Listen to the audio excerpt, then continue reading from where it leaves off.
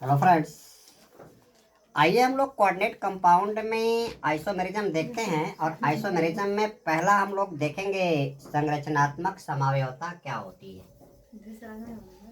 संरचनात्मक समावयवता, संरचनात्मक समावयवता, structural isomerism. Structural isomerism क्या होगा? जब दो या दो से अधिक कोऑर्डिनेट कंपाउंड्स के मॉलिक्यूलर फार्मूला क्या हो, सेम हो। ठीक है, जब दो या दो से अधिक कोऑर्डिनेट कंपाउंड के रचना सूत्र ये अणु सूत्र क्या हो, समान हो, लेकिन उनके बनावटी सूत्र, उनकी संरचना सूत्र अलग अलग हो, तो ये प्रॉपर्टी क्या कहलाएगी? संरचनात्मक समावयवता कहलाएगी। जब दो या दो से अधिक यौगिकों के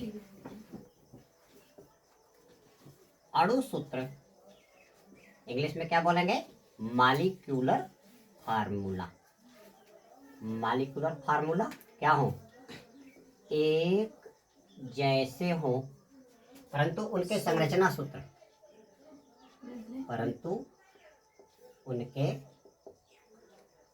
संरचना सूत्र यानी स्ट्रक्चरल फार्मूला, स्ट्रक्चरल फार्मूला क्या हो? अलग अलग हो, तो ऐसे यौगिक क्या कहलाते हैं? संरचनात्मक समावयवी कहलाते हैं।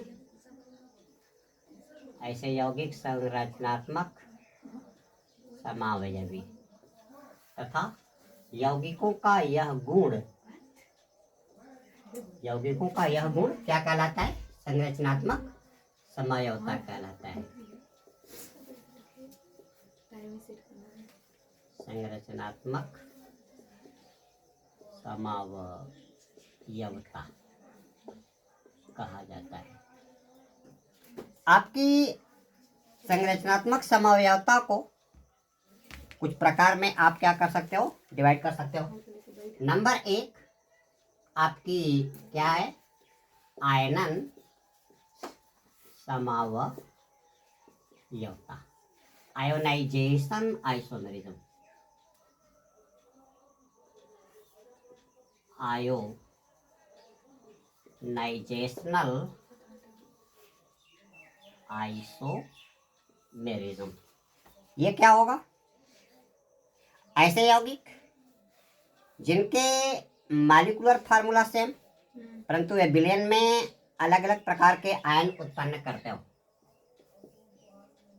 ऐसे दो या दो से अधिक यौगिक जिनके अणु सूत्र एक जैसे हो, परंतु जलीय विलयन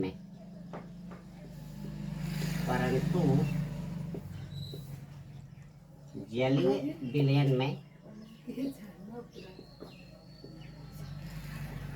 अलग अलग प्रकार के आयन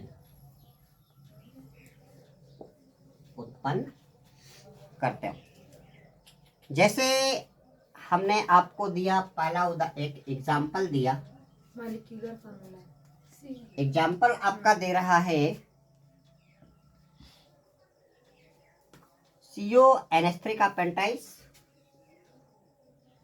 CONH3 का पेंटाइज, इधर दिया आपका SO4 और इसके बाहर दे दिया क्या आपका Br, और दूसरा दिया CONH3 का पेंटाइज, इसके अंदर दिया Br, इधर क्या हो गया? सल्फेट। तो इसका नाम क्या हो जाएगा? पेंटाएमिन सल्फेटो नाम क्या हो जाएगा? पेंटा एमीन सल्फेटो। इधर क्या हो जाएगा? कोबाल्ट। केंद्रीय धातु परमाणु का नाम कोबाल्ट। ऑक्सीडेशन स्टेट अभी हम कैलकुलेट करते हैं। इधर क्या हो गया? इसका आयनिक परसर क्या हो गया? ब्रोमाइड हो गया। इसकी ऑक्सीडेशन स्टेट कितनी आ जाएगी? X+0 -2, ठीक है। और इस पे चार्ज कितना आएगा? इस पे चार्ज +1 आएगा क्योंकि Br पे -1 है, तो ये इक्वल कितना हो गया? +1। तो X इक्वल +1 +2 कितना हो गया? +3। यहाँ पे क्या हो जाएगा? थर्ड हो जाएगा। पेंटामीन सल्फेटो कोबाल्ट थर्ड ब्रोमाइड। और इसका नाम क्या हो जाएगा? इसका नाम हो जाएगा, आप यहाँ से पहले ऑक्सीडेशन स्टेट निकाल लो। X+0 -1 और इक्वल सल्फेट पे कितना होता है? -2, तो इस पे कितना हो जाएगा? +2 हो जाएगा, इक्वल टू +2। तो ये आपका X आ गया 2 + 1 कितना हो गया? थर्ड। तो इसका नाम क्या हो जाएगा? पेंटाएमीन ब्रोमेडो। इसका नाम हो गया पेंटा एमीन ब्रोमेडो। इधर क्या हो गया? कोबाल्ट। और ऑक्सीडेशन स्टेट कितना? थर्ड। इधर क्या हो जाएगा? आयनिक परसर का नाम दे दो क्या? सल्फेट। अब इसका हम देखो मॉलिक्यूलर फार्मूला सेम है कि नहीं? कोबाल्ट का 1, कोबाल्ट का 1, अमोनिया का 5, अमोनिया का 5, सल्फेट का 1, सल्फेट का 1, ब्रोमीन का 1, ब्रोमीन का 1, ठीक है। सेम हो गया। यानी this compounds having the same molecular formula. These compounds having the same molecular formula, but the structural formula is differ. Why? How? इसका क्या करोगे आप? आयोनाइजेशन करा दो। आयोनाइजेशन करने पे after ionization these compounds gives different ions. देखो यहाँ पे क्या आएगा? यहाँ पे एक तो इसका जटिल आयन आ गया CONH3 का पेंटाइस SO4, और इधर क्या आ गया? Br पे माइनस, तो इस पे क्या हो गया? +1। और इसका क्या बनेगा? इसका बन जाएगा CONH3 का पेंटाइस Br। इधर क्या दिया? सल्फेट में -2, तो इस पे क्या हो गया? +2 चार्ज। तो देखिए यहाँ पे एक ये क्या दिया? पेंटाएमीन सल्फेटो कोबाल्ट, कोबाल्ट थर्ड आयन। दूसरा क्या दिया? ब्रोमेडो आयन। यहाँ पे क्या दिया? पेंटाएमीन ब्रोमेडो कोबाल्ट थर्ड, और दूसरा क्या दिया? Sulphate ion. तो सेम है, लेकिन इसका आयनिक परसर क्या हो गया? आयनिक परसर ब्रोमेडो, आयनिक परसर इसका ब्रोमाइड, इसका क्या हो गया? सल्फेटो। और इसका कॉम्प्लेक्स प्रेशर आपका अलग दे रहा है। क्या दे रहा है? पेंटाएमीन सल्फेटो कोबाल्ट थर्ड आयन, और इसका क्या दे रहा है? पेंटाएमीन ब्रोमेडो कोबाल्ट थर्ड आयन दे रहा है। तो क्या हो गए? आयन अलग अलग हो गए ना? आयन अलग अलग हो गए। That's why these two compounds showing the structural isomerism. That's why these two compounds showing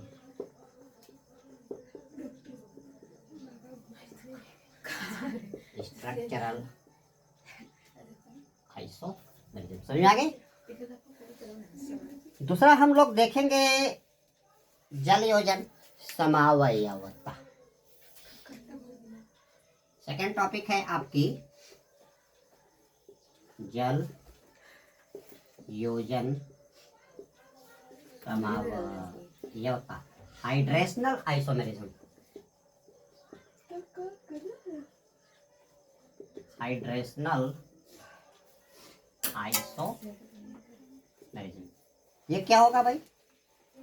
समान अणुसूत्र वाले ऐसे यौगिक जिनमें जल के अणु समान संख्या में रहते हैं, लेकिन इन यौगिकों के आयनिक परिसर और इनके कोऑर्डिनेशन स्फीयर में जल के अणुओं की संख्या क्या हो जाती है? अलग अलग हो जाती है। तो जल योजन समावता की डिफिनेशन हो जाएगी, ऐसे यौगिक जिनके अणुसूत्र क्या होते हैं? एक जैसे होते हैं, परंतु इनके आयनीकरण की प्रक्रिया में, इनके आयनीकरण की प्रक्रिया में आयनिक परिसर और उपसहसंयोजक परिसर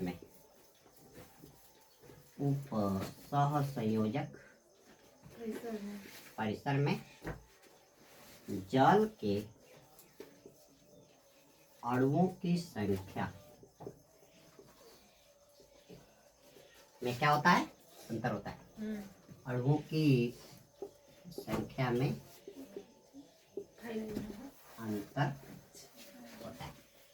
इस तरह की समयोता क्या कहलाएगी, जल योजन समयोता कहलाएगी। एग्जाम्पल क्या दिया, CrH2O का 6 एग्जाम्पल दिया यहाँ पे, CrH2O का क्या हो गया 6, और इधर आपका निकल रहा है Cl3। दूसरा क्या दिया, COH, दूसरा दिया, एक तो ये एग्जाम्पल हो गया, एक एग्जाम्पल ये, दूसरा एग्जाम्पल दिया CrH2O का पेंटाइस, और इधर दिया आपका Cl, और इधर दिया Cl2.H2O, और तीसरा दिया CrH2O का फ्राइस, CrH2O का फ्राइस, Cl2Cl, और डाट कितना 2H2O। देखिए इनकी प्रॉपर्टी अलग है। ये आपका आता है बैगनी रंग का है, ये बैगनी रंग का है, ये हल्के हरे रंग का है, हल्के हरे रंग का, और ये आपका क्या है, गहरे हरे रंग का है। आइए इसका हम लोग वो देखते हैं। तो इसके कोऑर्डिनेशन स्फीयर में एक्वा के अणुओं की संख्या कितनी, 6। इसके कोऑर्डिनेशन स्फीयर में जल के अणुओं की संख्या 5। आयनिक स्फीयर में जल के अणुओं की संख्या कितनी, 1। इसके जो है कोऑर्डिनेशन स्फीयर में जल के अणुओं की संख्या कितनी, 4। इधर कितना, 2। देखो सेम मॉलिक्यूलर फार्मूला है कि नहीं, क्रोमियम का 1, क्रोमियम का 1, क्रोमियम का 1। जल के अणुओं की संख्या 6, जल के अणुओं की संख्या 5 1 6, जल के अणुओं की संख्या 4 2 6। यहाँ पे देखो क्लोराइड की संख्या कितनी, 3। यहाँ पे कितना, 1 और 2 3।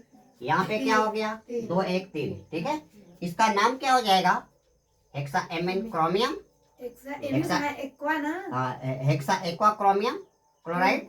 हेक्सा क्या हो गया, penta aqua chlorido chromium chloride monohydrate. और ये क्या हो गया, tetra aqua dichlorido chromium chloride dihydrate. तो मॉलिक्यूलर फार्मूला इनके सेम है, लेकिन हम क्या देख रहे हैं, इनके कोऑर्डिनेशन स्फीयर और इनके आयनिक स्फीयर में जल के अणुओं की संख्या क्या है, अलग है। और इनके कोऑर्डिनेशन स्फीयर और इनके आयनिक स्फीयर में जल के अणुओं की संख्या अलग होने के कारण इनके फिजिकल और केमिकल प्रॉपर्टीज क्या आती हैं, अलग आती हैं।